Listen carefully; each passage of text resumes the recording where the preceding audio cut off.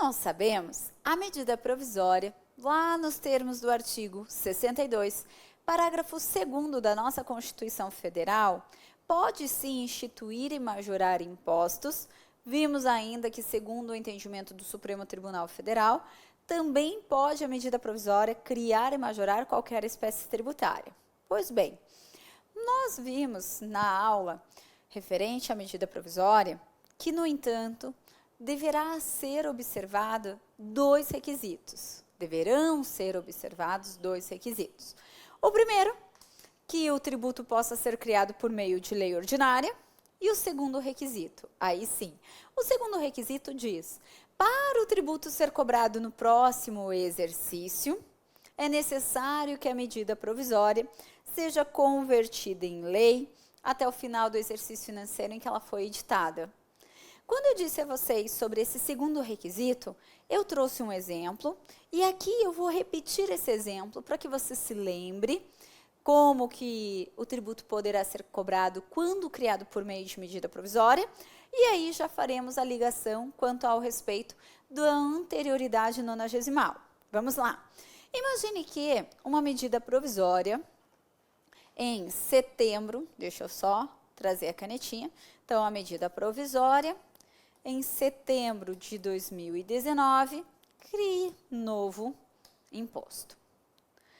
A primeira regra, nós sabemos, é que, para esse imposto ser cobrado em 2020, em respeito ao primeiro princípio de anterioridade, que é a anterioridade do exercício, o que deve acontecer com a medida provisória? Ela deverá ser convertida em lei até o final do exercício financeiro em que ela foi editada. Então, vamos lá. Se ela foi editada em 2019, essa medida provisória deverá ser convertida em lei até o dia 31 de dezembro de 2019, para poder ser cobrada em 2020 em respeito à anterioridade do exercício. Pois bem, mas a pergunta que eu te faço é: e quanto ao princípio da anterioridade nonagesimal? Também tem que respeitar, pois, como eu disse a vocês, a Constituição ela é única. Toda vez que for criado ou majorado um tributo, devem ser respeitadas as anterioridades do exercício e a anterioridade nonagesimal, certo? Agora, vamos imaginar que essa medida provisória foi convertida em lei exatamente no dia 31 de dezembro de 2019. Logo, eu te pergunto, será que eu já posso cobrar esse tributo em janeiro de 2020? Para você me responder essa minha pergunta, você vai ter que saber da onde que nós poderemos contar os 90 dias. Pois, como também deve respeitar a anterioridade nonagesimal, a pergunta que se faz é: será que os 90 dias eu posso contar do momento em que a medida provisória foi publicada ou do momento em que ela foi convertida em lei? Porque você concorda? Se você disser que eu posso contar os 90 dias do momento em que a medida provisória foi editada, nesse caso, sendo ela editada, publicada no dia setembro, no mês de setembro de 2019, eu já poderia, sim, cobrar o tributo em janeiro de 2020, tendo sido a medida provisória convertida em lei no dia 31 de dezembro. Por outro lado, se eu contar os 90 dias do momento em que a medida provisória é convertida em lei, sendo ela convertida em lei no dia 31 de dezembro de 2019, eu sei que eu posso cobrar o tributo em 2020, mas já não poderia cobrar em janeiro, porque eu teria que esperar os 90 dias se você disser que eu conto os 90 dias do momento que a medida provisória é convertida em lei. Então, olha como é uma pergunta extremamente relevante aqui para o nosso ordenamento e, por isso, pode sim aparecer em alguma prova de concurso. Veja, entendimento do Supremo Tribunal Federal é o seguinte: se no momento em que a medida provisória é convertida em lei, não houver nenhuma modificação substantiva no texto, eu poderei contar os 90 dias no momento em que a medida provisória foi editada. Vou repetir. Se no momento em que a medida provisória é convertida em lei, não há uma modificação substancial no seu texto, eu conto os 90 dias do momento em que ela foi editada.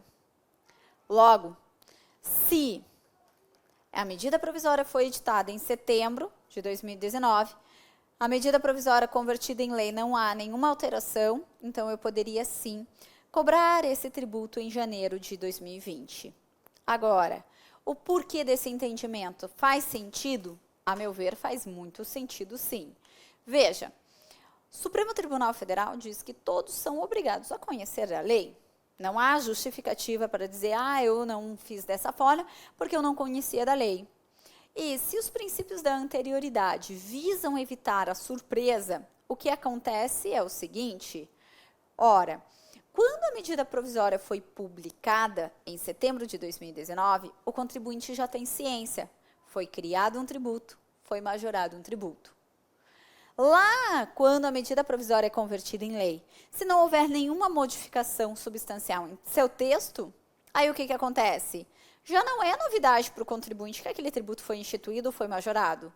Portanto, o entendimento do Supremo é que os 90 dias eu posso sim contar no momento em que a medida provisória foi editada, porque naquele momento o contribuinte teve ciência sobre o tributo criado ou majorado.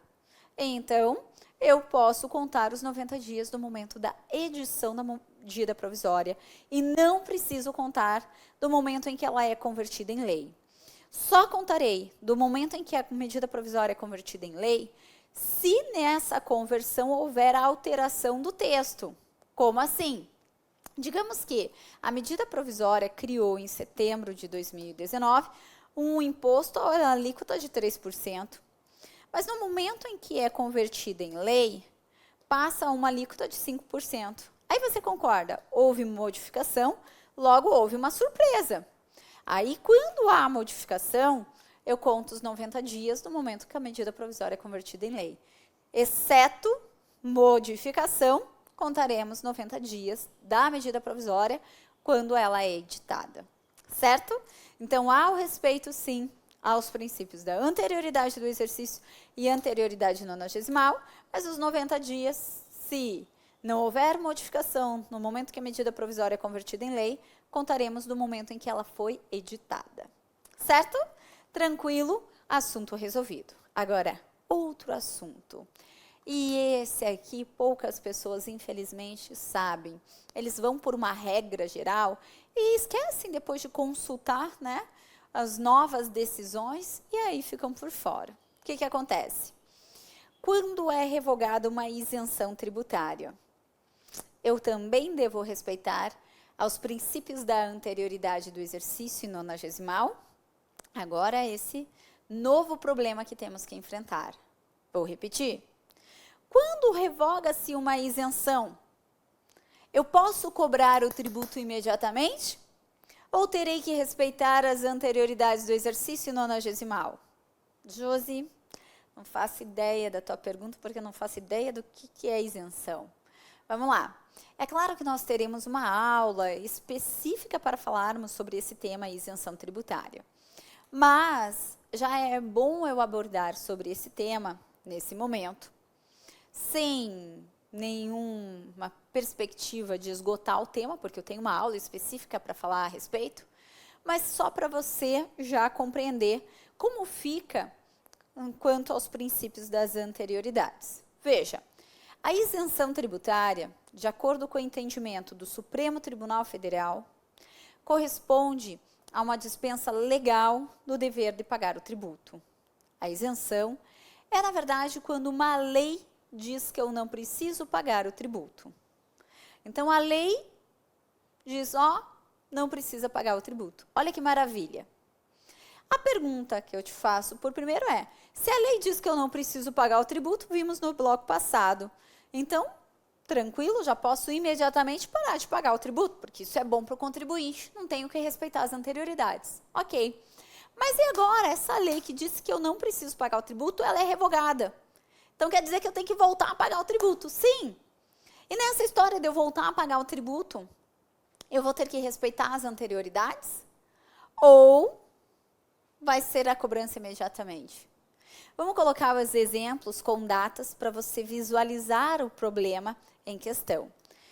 Vou colocar aqui, eu, Josi, sou professora de Direito Tributário e, por essa razão, presto serviço de educação, logo tem que ser recolhido ISS, ok?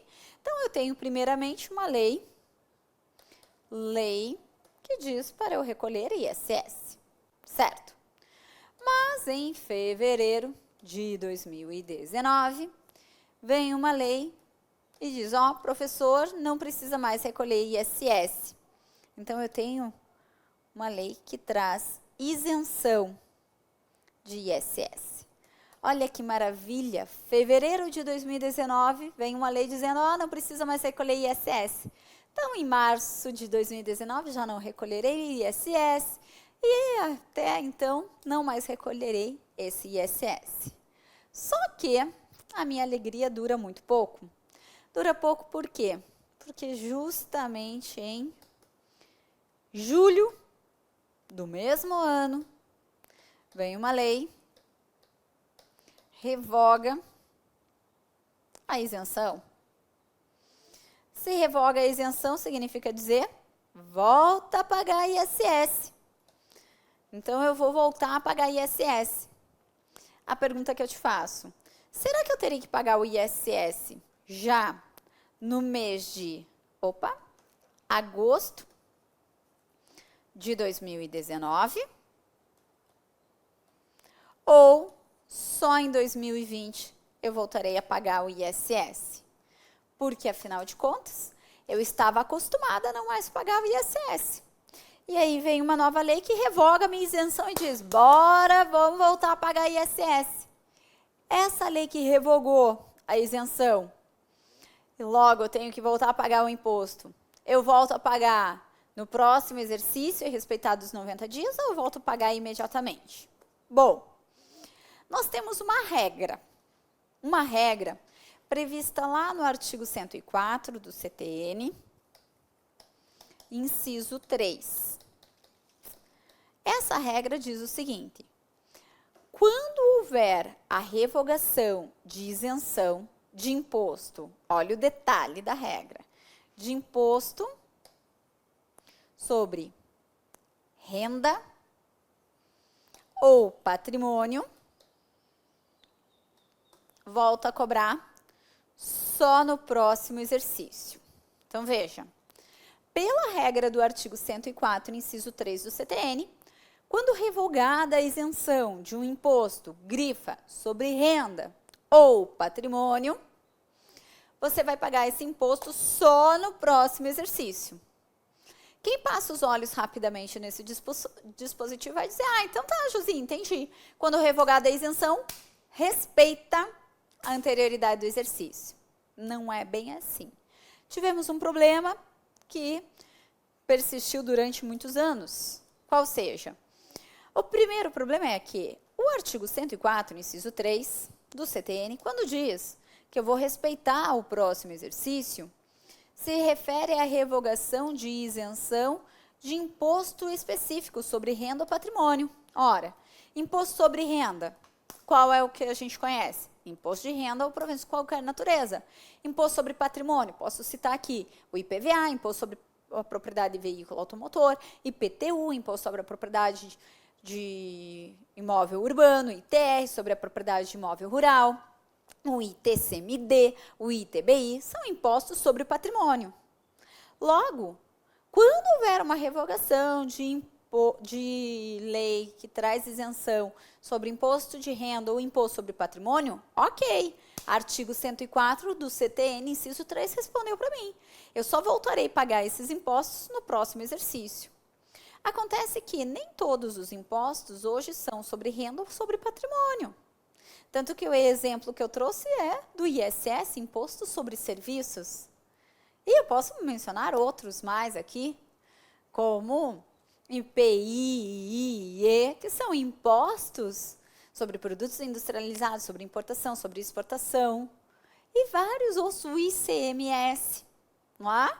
Então, quanto a esses outros impostos, que não são sobre renda ou sobre patrimônio, quando revogada a isenção, será que eu aplico também o respeito às anterioridades do exercício nonagesimal ou não? Entendimento. Primeiro, do STJ e STF. Literalidade do artigo 150, inciso 3, alíneas B e C da Constituição Federal. Para dizer o quê? Ora, pelos princípios da anterioridade do exercício nonagesimal, eles só devem ser aplicados quando, instituídos ou majorados o tributo. Quando for instituído ou majorado o tributo, é que eu vou respeitar o próximo exercício e a anterioridade nonagesimal. Agora, quando houve a revogação de uma isenção, revogação de isenção não é instituição nem majoração. Por quê? Porque já existia um tributo, veio uma lei que deu uma trégua na cobrança, trouxe a isenção, depois vem uma lei que revoga a isenção. Só que não foi criado um novo tributo e nem majorado. Logo, para o Supremo, ele disse, não sendo o caso do artigo 104, inciso 3 do CTN, a cobrança pode sim ser imediatamente. Então, para o Supremo Tribunal Federal, quando revogada a isenção de um imposto, que não for sobre renda ou patrimônio, que para tanto tem a regra específica do 104, inciso 3 do CTN, a cobrança é imediata, porque revogação de isenção não corresponde à instituição e a nem majoração de tributo, então não se aplica os princípios da anterioridade. E aí, Josi? E aí que? Eu concordo com os tribunais sobre um aspecto, mas discordo sobre o outro. Eu concordo que, de fato, revogação de isenção não é instituição e nem majoração de tributo. Mas dizer que não vão respeitar as anterioridades, aí já me causa estranheza. Por quê? Eu explico. Quais são as finalidades dos princípios da anterioridade do exercício e anterioridade nonagesimal? Evitar a surpresa ao contribuinte, que não estava acostumado a pagar um tributo que ora foi criado, ou estava acostumado a pagar por um valor e agora foi majorado. Então, como surgiu os princípios para evitar a surpresa, manter a segurança jurídica, dar um tempo para o contribuinte se preparar, tanto financeiramente como psicologicamente, para pagar novo tributo ou um tributo majorado, eu entendo que aqui também deve ser aplicado os princípios da anterioridade pelos mesmos motivos. Qual seja, se eu estava acostumada a não mais pagar o tributo em razão de uma isenção, se é revogada essa isenção, eu vou ter que voltar a pagar. Eu preciso de um tempo para me preparar. Pois, da mesma forma que o tributo não existia, foi instituído, o tributo ele tinha um valor, foi majorado, eu preciso desse prazo, por que não aplicar também um prazo para evitar a minha surpresa, que dormi achando que eu não teria que pagar tributo mês que vem, mas de repente é revogada a minha isenção e eu tenho que mês que vem já pagar o tributo? Seguindo a linha da doutrina majoritária também, os doutrinadores defendem que esse artigo 104, inciso 3 do CTN, deve ser aplicado para todos os impostos, e que é claro que realmente para evitar a surpresa ao contribuinte, o que nós temos que manter é justamente isso. Mesmo na revogação de isenção de um tributo, devem ser observadas as anterioridades. Mas é doutrina versus entendimento dos tribunais superiores. Até que, em 2014, no final de 2014, nós tivemos a primeira decisão no RE 564225 do Supremo Tribunal Federal, em que ele analisou um caso em que houve um desconto, uma revogação de desconto referente ao ICMS. Então, para quem quiser anotar, veja, o Supremo, ao analisar o RE 564225, ele analisou uma situação em que houve revogação de desconto referente ao ICMS. E, nesse julgado, o Supremo concluiu que devem sim ser respeitadas as anterioridades do exercício e a anterioridade nonagesimal. Por quê? O Supremo disse, de fato, a revogação do desconto, assim como uma revogação de isenção, revogação de qualquer incentivo, não é a criação de um novo tributo, nem majoração. Mas é como se fosse uma majoração indireta. Porque o contribuinte está acostumado a não mais pagar aquilo, de repente tem que pagar. Ele estava acostumado a pagar esse ICMS com desconto e agora foi revogado o desconto. Então, houve uma espécie de majoração indireta. E por essa razão, o Supremo entendeu, a partir desse julgado, que quando há revogação de incentivo, de isenção, de desconto, é como se tivesse ocorrendo, sim, uma majoração indireta e, por essa razão, deve respeitar a anterioridade do exercício e a anterioridade nonagesimal. E por que eu falo? Nem todos têm conhecimento desse julgado. E, ao realizar a atualização da minha 6ª edição do meu Manual de Direito Tributário, eu fiz nova pesquisa do Supremo e eu verifiquei que cada vez mais os julgados mais recentes têm mantido esse entendimento do RE 564225. Quando revogado um desconto, um incentivo, sim, deve se equiparar a uma majoração indireta e deve existir respeito à anterioridade do exercício e à anterioridade nonagesimal. Então, fica aqui o novo posicionamento do Supremo. Interessante, eu falo novo, mas o detalhe aqui, por mais que a decisão já é de 2014, era uma única decisão, poucos conheciam, mas que essa decisão cada vez mais tem servido de precedente para decisões mais recentes, para dizer exatamente isso. Revogou a isenção? Corresponde a uma espécie de majoração indireta. Se é majoração, tem que respeitar as anterioridades do exercício nonagesimal, não podendo ser cobrado o tributo imediatamente. Foi? Tranquilo? Pois muito bem. Então, ponto encerrado também aqui. Agora, vamos fazer análise a uma última situação, tá? E essa situação, ela está, digamos que relacionada tanto aos princípios da anterioridade, como também ao princípio que vimos lá na aula passada referente à irretroatividade. Lembram-se? Nos termos do artigo 150, inciso 3, alineada à Constituição Federal, quando há uma lei que institui ou majora um tributo, essa lei só pode ter validade dali para frente, não pode alcançar fatos pretéritos. E por que eu vou trazer a questão só agora? Porque a questão está intimamente ligada a esses 3 princípios. Princípio da irretroatividade, princípio da anterioridade do exercício e princípio da anterioridade nonagesimal, por essa questão. E eu entendo que fica melhor para a compreensão falar sobre isso depois que a gente analisa as anterioridades do exercício nonagesimal. O fato é, quando nós falamos de tributos, nós temos que analisar o fato gerador dos tributos, ou seja, aquela situação eleita pelo nosso legislador em que ele considera ocorrido o fato gerador, sendo passível de sofrer a incidência tributária. Já disse para vocês várias vezes que, em que pese não ser a expressão correta, é a utilizada pela doutrina e jurisprudência, de modo realmente que o legislador vai até o mundo jurídico, escolhe uma situação para ser passível de sofrer a incidência tributária. A isso dá-se o nome de fato gerador.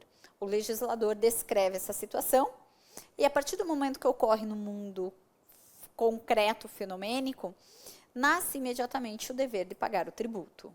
Logo, nós temos ainda que a doutrina classifica os fatos geradores da seguinte forma. Nós temos os chamados fatos geradores instantâneos,